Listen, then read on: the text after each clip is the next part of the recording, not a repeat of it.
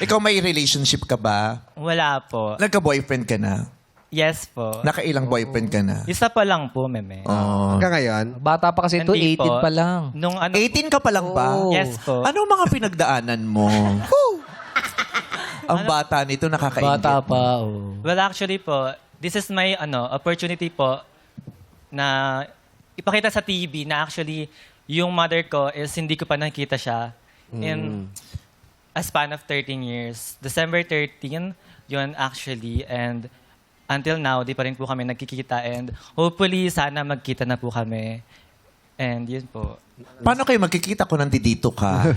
Kung nasa labas ka ngayon at naghanap sana nagkita kayo. Oh, saan ka ba Hindi- niya pwede puntahan, Ah, joke lang. kontakin? para Magpakilala makita ka? kayo? Oo. Magpakilala. Alam mo ba ang pangalan ng nanay mo? Hindi po.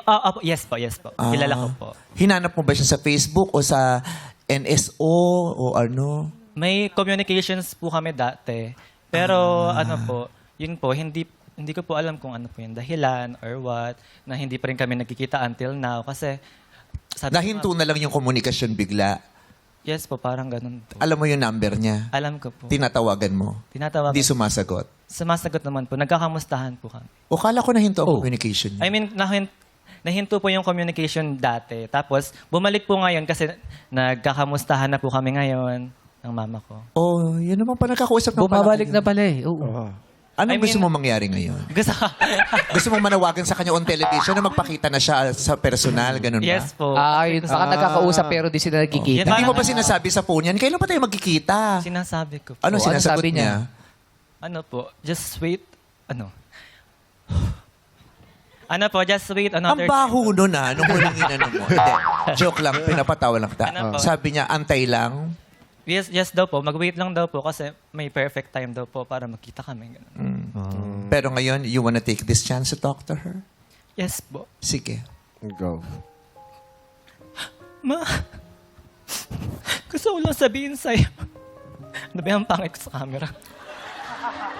Ano po? Sabi sa'yo, tawagan mo na lang nanay mo. Tignan mo.